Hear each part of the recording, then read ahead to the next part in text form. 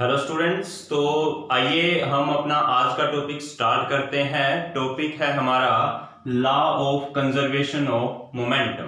देखिए, इससे पहले हम मोमेंटम के बारे में पढ़ चुके हैं। मोमेंटम क्या है? Quantity of motion contain in a body. और मोमेंटम का फॉर्मूला था हमारा P equals to m into v. m क्या है? मास, और v है वेलोसिटी। क्लियर? और एक हमने न्यूटन के सेकंड लॉ के बारे में भी पढ़ा था बेटा। न्यूटन का सेकंड लॉ क्या है? According to this law the force applied is equals to the change in momentum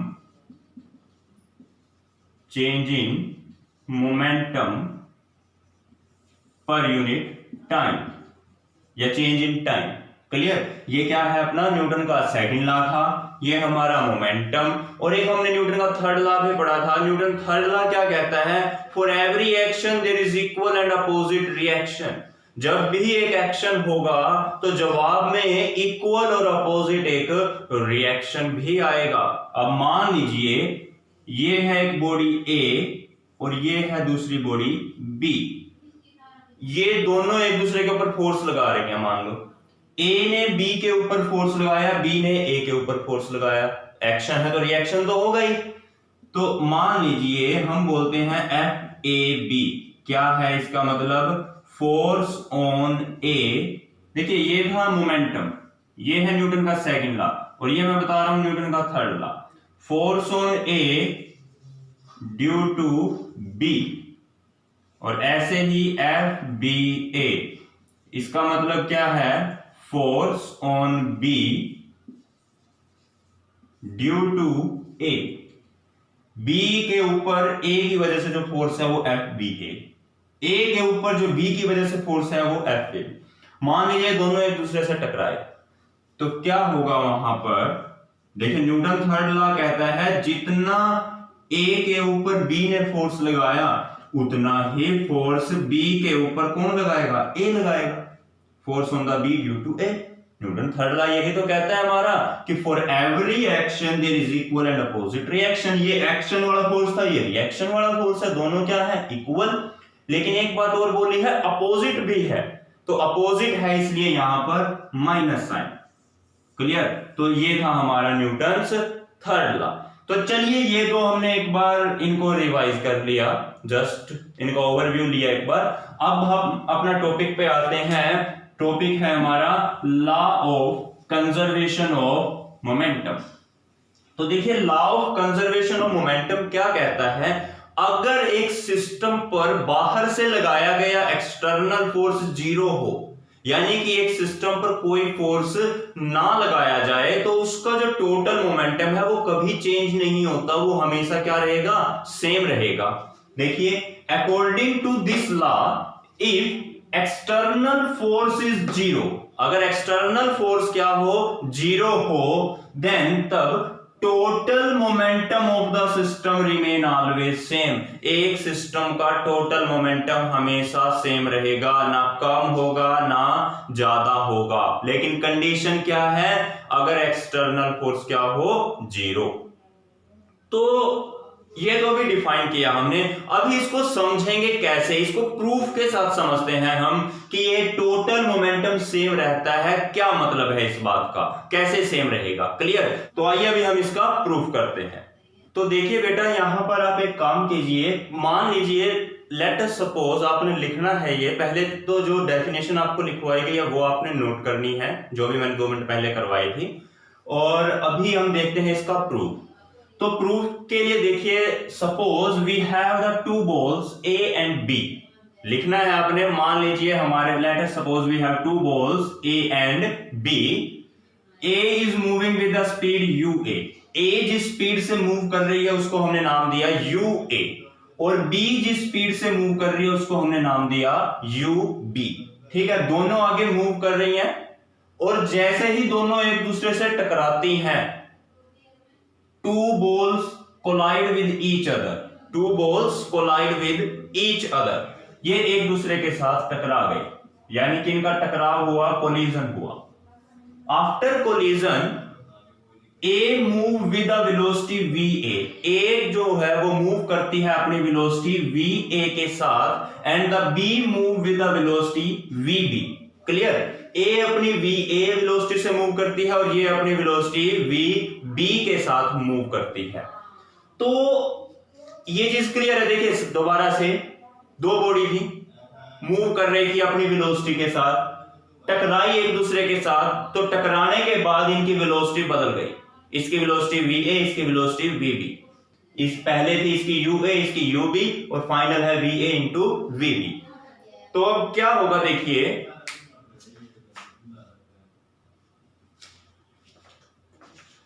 तो अब देखिए ध्यान से, यहां पर जो इनिशियल मोमेंटम है ए का, मतलब कि जो ए ये बॉडी है, यहां पर इसका मोमेंटम कितना था। देखिए मोमेंटम होता है मास इनटू वेलोसिटी। तो मास इसका है एम ए, वेलोसिटी इसकी यू ए, तो मोमेंटम हो गया एम ए यू ए। क्लियर? बॉडी बी का मोमेंटम कितना है, इसका मास है देखिए एम बी, वेलोसिटी इसकी यू बी, तो इसका मोमेंटम कितना हो गया m B u B. Clear है ये पॉइंट?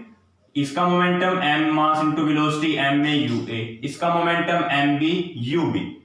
क्लियर? तो जैसे ही एक दूसरे से टकराए, टकराने के बाद इनकी वेलोसिटी चेंज हो गई, वेलोसिटी तो चेंज होगी। क्लियर? तो इसका मोमेंटम अब कितना हुआ बॉडी ए का, m a into v, mass into velocity, तो m a into v a. तो final momentum of body a कितना हुआ m a v a। टकराने के बाद B की वेलोसिटी कितनी हुई VB, तो इसका मोमेंटम क्या होगा मास इनटू वेलोसिटी। तो अब देखिए final momentum of B MB VB। Clear? शुरू में A का मोमेंटम इतना था, बाद में ये हो गया, B का शुरू में मोमेंटम इतना था, बाद में ये हो गया। तो अब ये बताइए A के मोमेंटम में कितना चेंज आया, पहले ये था और बाद में ये हो गया। तो क्या करेंगे, चेंज इन मोमेंटम कितना हुआ, बाद वाले में से पहले वाला माइनस कर दो। तो चेंज इन मोमेंटम हम क्या लिखेंगे, चेंज इन मोमेंटम ऑफ ए के मोमेंटम में कितना चेंज आया, वो कितना क्या है m A v A, final momentum था ये, minus m A u A, m A u ए।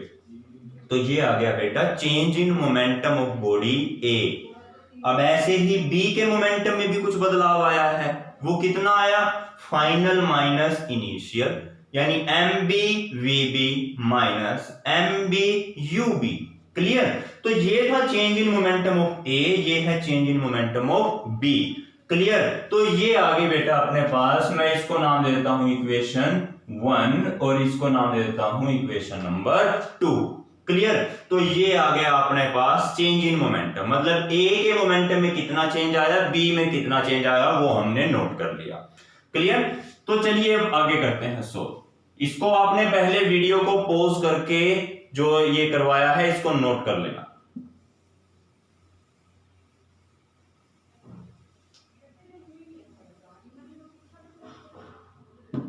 अच्छा अब देखिए, by the Newton's second law,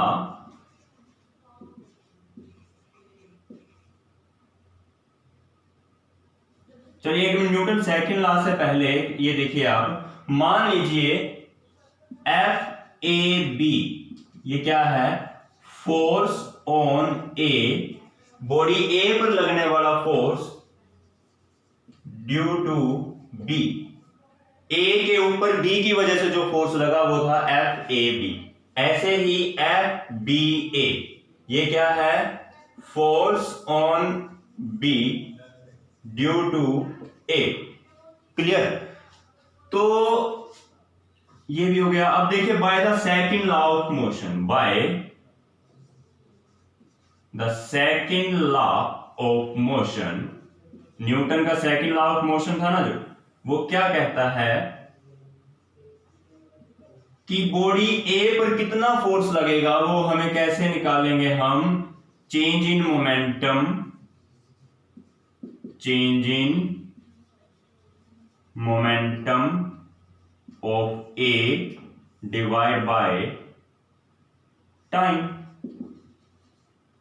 clear. और ऐसे ही एफ बी ए, मतलब force on the body b, b पर कितना फोर्स लग रहा है। देखिए जब ये एक दूसरे से टकराएंगे, ए ने बी पर फोर्स लगाया तो बी ने ए पर फोर्स लगाया, दोनों एक दूसरे पर फोर्स लगा रहे हैं ना, तो एफ बी ए क्या होगा, वो आएगा अपना चेंज इन मोमेंटम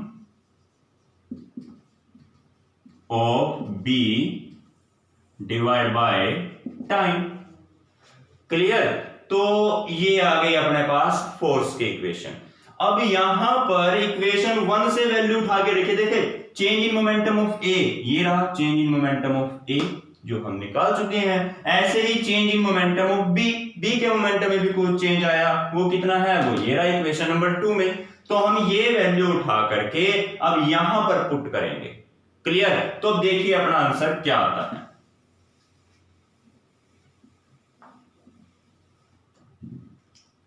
देखिए ध्यान से नोट करना है आपने, F A B is equals to m A v A minus m A u A. ये आ गया हमारा change in momentum of body A. A के मोमेंटम में ये चेंज आया था इक्वेशन 1 से, आप देख सकते हो। डिवाइड बाय टाइम है तो टाइम को हमने मान लिया टी। क्लियर। अब ऐसे ही F B A, force on B due to A. अब इसको देखिए हम क्या लिखेंगे, अब यानी कि change in momentum of B लिखना पड़ेगा, तो m B v B equation 2 से minus m B u B divide by time, time को हम लिख देंगे टी। क्लियर। तो चलिए अब यहां तक आप पहले नोट कर लीजिए, वीडियो को पॉज करके बीच में रोक करके यहां तक आपने नोट करना है। क्लियर। नोट कर लिया। अब नोट करने के बाद देखिए न्यूटन थर्ड लॉ क्या कहता है, बाय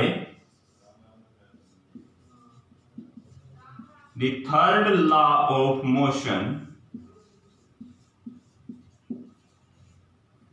जो बॉडी ए बी पर फोर्स लगाएगी उतना ही फोर्स बॉडी बी भी ए के ऊपर लगाएगी, लेकिन उल्टी डायरेक्शन में। तो इसलिए माइनस का साइन आ गया, क्योंकि डायरेक्शन चेंज हो चुकी है, इसलिए हम माइनस का साइन यूज करेंगे। क्लियर। एफ ए बी और एफ बी ये दोनों बराबर हैं, लेकिन क्या आ जाएगा, एक माइनस का साइन आ जाएगा आगे, तो यानी ये दोनों आपस में क्या होंगे, बराबर होंगे। तो चलिए अब देखते हैं इसको इक्वल पुट करके। तो अब इसको मैं रब कर देता हूं। तो एफ ए बी की जगह पर हम ये वैल्यू पुट करेंगे, m A v A minus m A u a divide by t equals है माइनस, और एफ बी ए की वैल्यू आप पुट कर दो। क्या है एफ बी ए की value, m B v b minus m B u B divide by t. Clear. अब इसको मैं रब कर देता हूं, आपने वीडियो को रोक के बीच में आप लिखते रहना, अपने नोट्स बना सकते हो। तो चलो इसको हम साफ कर देते हैं अभी। तो अब देखते हैं बेटा, ये टाइम इधर भी टाइम, टाइम से टाइम कैंसल, चलो क्लियर है। तो अब देखिए ब्रैकेट को ओपन करते हैं, यहां है मेरा m A v A minus m A u a equal, ये इक्वल, अब ये माइनस, ब्रैकेट ओपन करेंगे तो ये माइनस हो जाएगा ना, minus m B v b, और ये माइनस का था तो माइनस और माइनस प्लस हो जाएंगे ब्रैकेट ओपन करने के बाद, plus m B u B. Clear. अब एक काम करते हैं, हम u वाली सारी टर्म्स एक तरफ कर लेते हैं और v वाली सारी टर्म्स एक तरफ कर लेते हैं। क्लियर। तो ये है, देखिए अब m,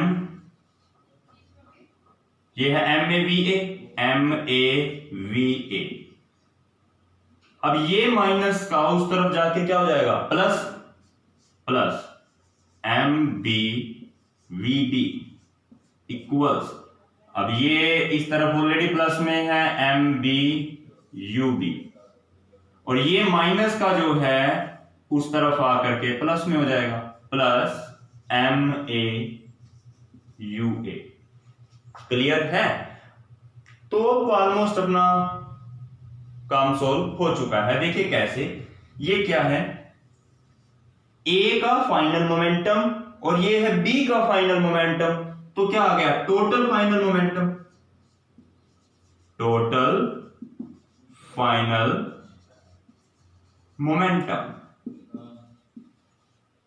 इक्वल्स, अब ये देखिए u का इनिशियल मोमेंटम और ये है b का, सॉरी ये है a का इनिशियल मोमेंटम, तो क्या आ गया ये टोटल इनिशियल मोमेंटम। तो क्या हुआ, जितना फाइनल मोमेंटम था उतना ही इनिशियल था, जितना स्टार्टिंग में था उतना ही बाद में आया, मतलब कोई भी चेंज नहीं आया। तो आप लिख सकते हो so there is no change in the momentum. यही तो हमने प्रूव करना था कि मोमेंटम में कोई भी चेंज नहीं आएगा अगर एक्सटर्नल फोर्स क्या होगा, जीरो। तो यहां पर हम बोल सकते हैं कि मोमेंटम हमेशा कंजर्व रहता है, यानी कि सेम रहता है, ये कभी चेंज नहीं होता, लेकिन कंडीशन है external force should be zero. Clear? तो इसको अच्छे से आपने नोट करना है, अपने नोटबुक में अपने नोट्स बनाने हैं, प्रिपेयर करने हैं साथ के साथ, और इस टॉपिक को अच्छे से समझना है। अगर किसी को कोई डाउट है तो मुझसे पूछ सकता है। Clear? Okay, thank you and have a nice day.